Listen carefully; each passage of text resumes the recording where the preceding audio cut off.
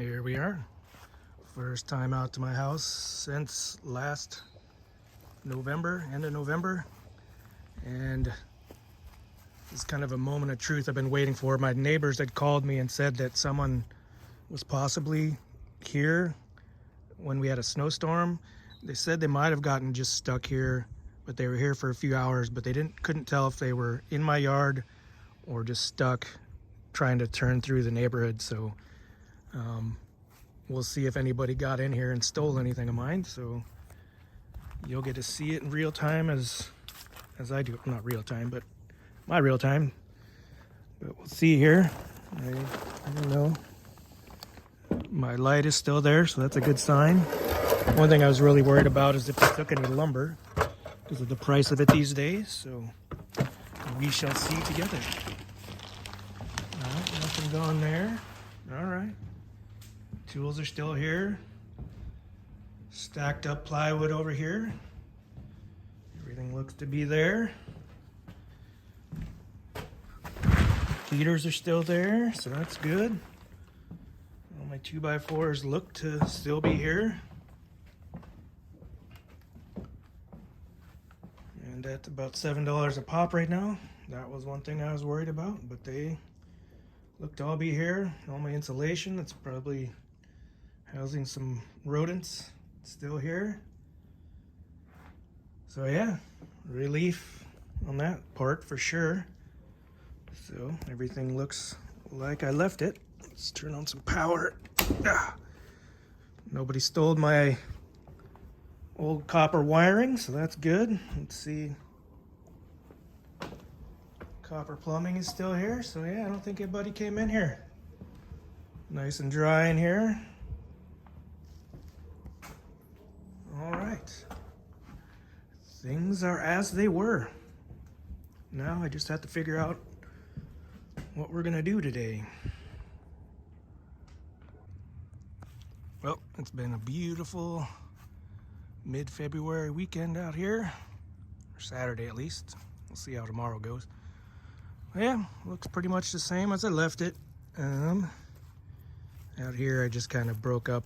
There was a couple walls that I'd tossed down here, and I just broke them up, threw the aluminum over yonder here, and we'll salvage the 2x4s at a later date. We'll cut the rod off them and use what I can for a shed build or something. Yeah, over here we had a little bit of a fence fall down over here. You can see it right there, but I'm not shocked. Doesn't look like anybody's scavenged any of wood that's under that tarp. Nobody got into this shed. And I left this shed unlocked, but it's just scrap wood that's old fence boards and stuff like that, so wasn't too worried about it. And over here, the pipes didn't freeze and break over the winter, which I was a little worried about. My little tractor, lawn tractor, still here.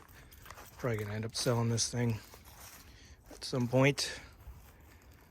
Yeah, I'll break down these walls probably next time I'm here, months from now, not sure when. But anyway, yeah, we had some water collecting here. I pushed over and out of there, but inside seemed pretty dry, so that was nice. Yeah, so here we are. All right, I'm sitting here with progress paralysis. I don't know. I just can't figure out what I really want to start on, because it's like, it's still February, end of mid-February, so I know it's going to be cold and raining still, so I don't want to take this plastic off and replace this wall yet, because I won't get the whole thing done today, because I've been sitting around all winter and I'm too lazy to do a major project, I think, all in one day. And so I don't want to take the plastic off and then get half of this done and put the plastic back up at this time of year anyway. So anyway, so I don't feel like doing that. So what I think I'm gonna do is just put a 2x6 that we're missing here on the joists here. So I have this one 8-footer here that I will cut a piece where it ends off and butt it together.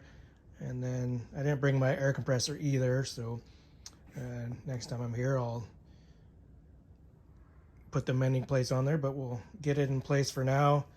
This one's, I think, a 10-footer, so actually might use this one on this section, have it go farther, and then use the 8-foot because it looks like it just ends right there anyway. So one of those two will do, or both.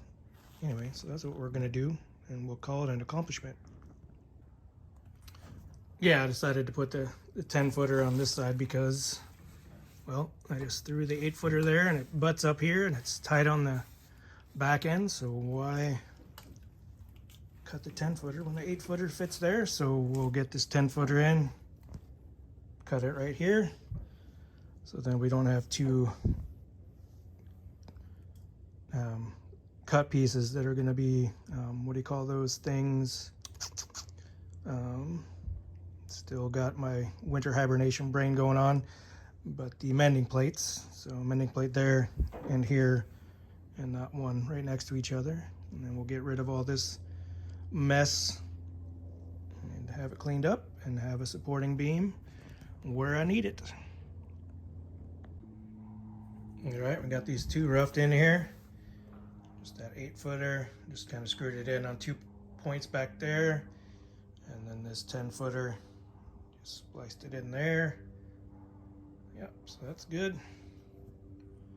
And right now I'm just kind of measuring out the sill plate and the top plate for that wall. I'm just going to cut those out, and the header piece and the lower piece. So just have them all cut out, so the next time I come here for a full day I'll bust that wall out all new and such.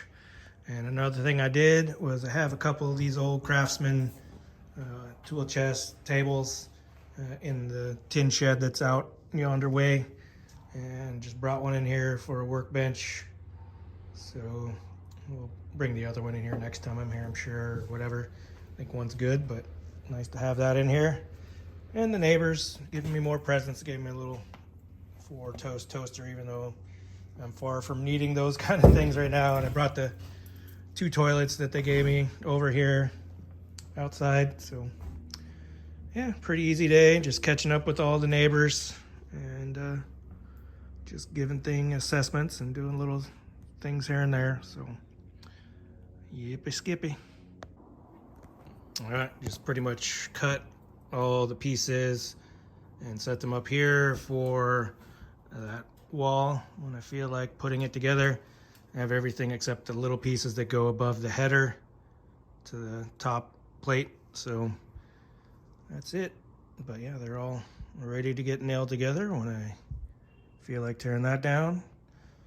But just a short day today, didn't really do too much. Took a couple other pieces of, 1 or 2x3s that were from the old wall right here.